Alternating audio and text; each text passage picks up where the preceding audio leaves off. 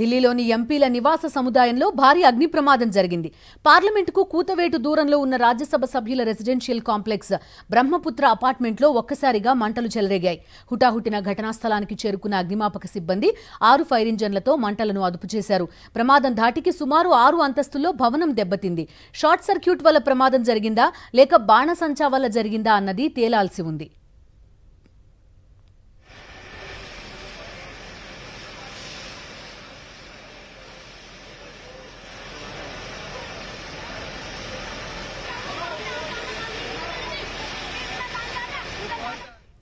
Central public works department నిర్లక్ష్యం వల్లే అగ్ని ప్రమాదం జరిగిందని స్థానికులు అంటున్నారు. పార్కింగ్ ప్లేస్లో ఆ శాఖకు సంబంధించిన సామగ్రి ఉంచడం వల్ల అక్కడ ఫైర్ యాక్సిడెంట్ అయిందని, ఆ మంటలు 6 అంతస్తుల వరకు వ్యాపించాయని స్థానికులు చెబుతున్నారు. స్థానికంగా ఫైర్ సేఫ్టీ మెషిన్లలోనూ నీళ్లు లేవని, అగ్నిమాపక సిబ్బంది కూడా సరైన సమయానికి రాలేదంటున్నారు. తాము తక్షణం స్పందించడం వల్ల ప్రాణాపాయం తప్పిందని, ఇద్దరు మాత్రం స్వల్పంగా గాయపడ్డారని చెబుతున్నారు స్థానికులు.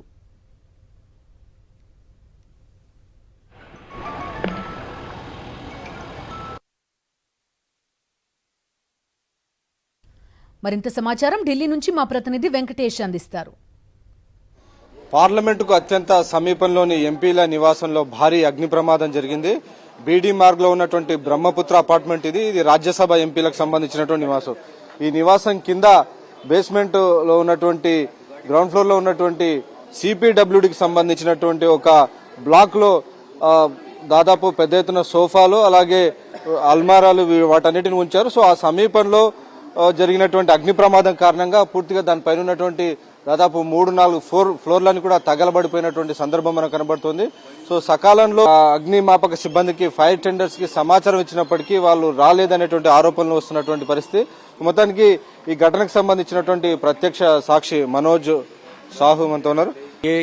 बिजली फाल्ट हुआ है या पटाखा फूटा है वो तो हम कह नहीं सकते किसकी वजह से हुआ है, लेकिन बट सीपीडब्ल्यूडी को हमने 3-4 बारी पहले भी बोला था कि ये आप सोफा क्यों रखते हो, यहाँ पे आप बेड क्यों रखते हो, आपका ये राइट नहीं है, ये पार्किंग है.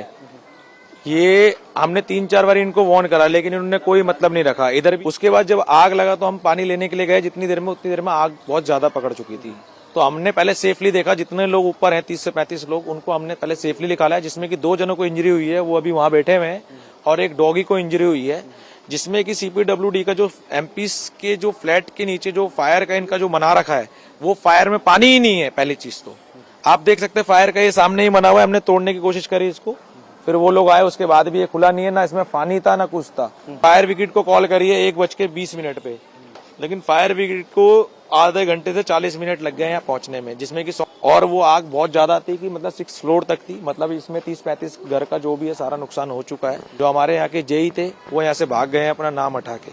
इसके यहाँ पे जब सेफ ही नहीं है कुछ चीज तो एमपी यहाँ पे क्यों रह रहे हैं? अंदर तक पूरा खत्म हो गया है तो अब कैसे रह सकते हैं? और त्योहार का टाइम वैसे ही है ऑलमोस्ट. मतलब आप ये देखिए कि सिलेंडर वगैरह नहीं फटा, वो सबसे अच्छी सेफ्टी है, नहीं तो बहुत बड़ा हादसा और हो सकता था. ఇక్కడ మనం చూడొచ్చు ఇదంతా పార్కింగ్ ఏరియాలో సిపిడబ్ల్యూడి అంతా పెద్ద ఎత్తున ఫర్నిచర్ ను నిల్వ చేస్తుంది. సో ఈ ఫర్నిచర్ వద్దనే అగ్ని ప్రమాదం మొదలైందనేది ఇక్కడ చెప్తున్నటువంటి ప్రత్యక్ష సాక్షులు. అయితే కొంతమంది మాత్రం బాణాసంచా కాల్చారు. సో బాణాసంచా కాల్చిన సందర్భంగా ఇక్కడ భారీ ఎత్తున అగ్ని ప్రమాదం జరిగింది అనేటువంటిది కొద్దిమంది చెప్తున్నటువంటి పరిస్థితి. దాదాపు 3 ఫ్లోర్లు అయితే అగ్నికి ఆహుతైపోయాయి.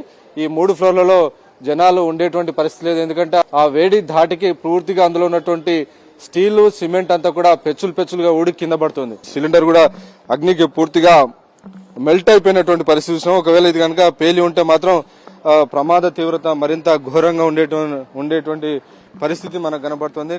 కార్లు కూడా పూర్తిగా మెల్ట్ అయిపోయినటువంటి పరిస్థితి మనం చూస్తున్నాం. సో అత్యంత ప్రముఖులు ఉండేటువంటి ప్రాంతంలో తగినటువంటి భద్రతా ప్రమాణాలు, ఫైర్ టెండర్స్ అన్ని కూడా ఉండాల్సినటువంటి అవసరం ఉంది. కానీ అవి ఆలస్యం కావడం వల్లనే ఇంత భారీ ఎత్తున అగ్ని ప్రమాదం జరిగి కొన్ని లక్షల రూపాయల ఆస్తి నష్టం అయితే జరిగింది. అలా కెమెరామెన్ జబ్బర్ నాయక్తో వెంకటేష్, సాక్షి టీవీ, న్యూఢిల్లీ.